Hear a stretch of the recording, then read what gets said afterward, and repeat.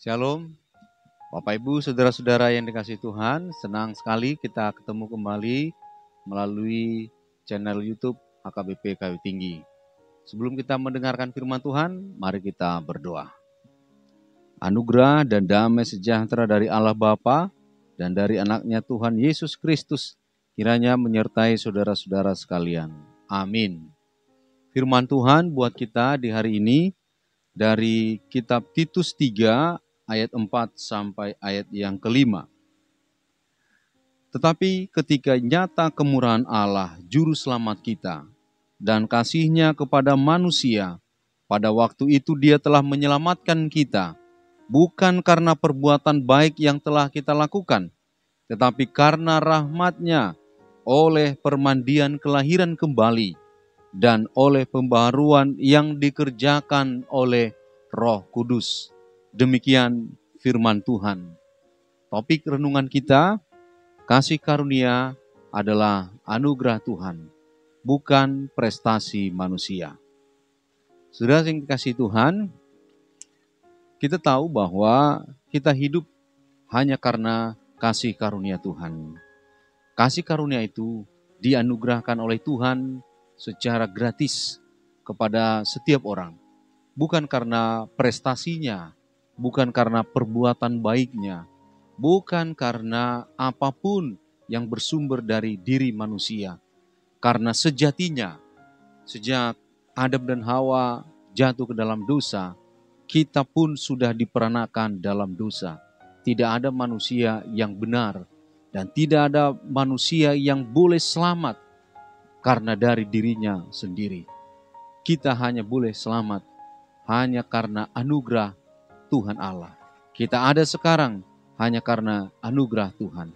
Tetapi saudara-saudara, peran kita ada diberikan Tuhan, yaitu melalui iman. Sama seperti Abraham, dia diperhitungkan karena iman percayanya kepada Tuhan. Bahkan di Roma 5 ayat 2 disebutkan, iman menjadi pintu masuk kita untuk beroleh kasih karunia. Oleh karena itu saudara-saudara, iman menjadi peran atau partisipasi kita untuk meraih kasih karunia itu. Saudara-saudara yang dikasihi Tuhan, ada cara kerja kasih karunia itu. Yang pertama, Dia menguatkan kita, Dia memampukan kita, dan Dia mempermudah kita.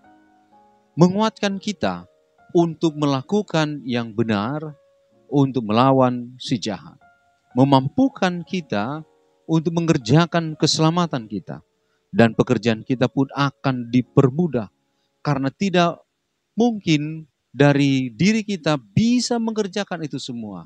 Tetapi kasih karunia Allah mempermudah kita. Saudara-saudara, kalau tadi judul firman Tuhan, kasih karunia adalah anugerah, bukan prestasi manusia. Tetapi kasih karunia Allah itu membuat kita bisa menjadi berprestasi.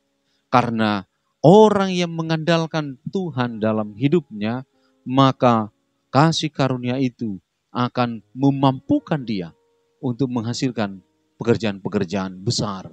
Sama seperti Daud, karena kasih karunia Allah, dia bisa mengalahkan Goliat. Banyak lagi hal-hal yang seperti itu.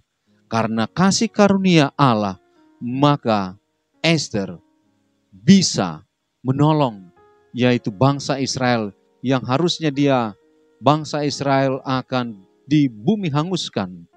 Tetapi karena kasih karunia Allah, dia menolong bangsa Israel. Saudara-saudara, hari ini untuk menjalankan aktivitas kita sepanjang hari ini, andalkanlah kasih karunia Tuhan. Dia akan menopang, menguatkan, dan memampukan kita untuk melakukan aktivitas kita. Tuhan Yesus memberkati. Kita berdoa. Bapa kami yang di sorga, kami bersyukur ya Tuhan buat firman-Mu hari ini yang menguatkan kami, agar kami tidak selalu mengandalkan usaha, pikiran, dan tenaga kami. Tapi kami yakin dan percaya ketika kami mengandalkan kasih karunia-Mu, maka semuanya akan menjadi mudah. Kami akan dimampukan dan kami akan dikuatkan untuk melakukan pekerjaan dan mewujud nyatakan kehendak-Mu, rencanamu. Berkati Tuhan jemaat-Mu, berkati anak-anak kami, berkati pekerjaan kami, berkati Tuhan seluruh aktivitas kami sepanjang hari ini.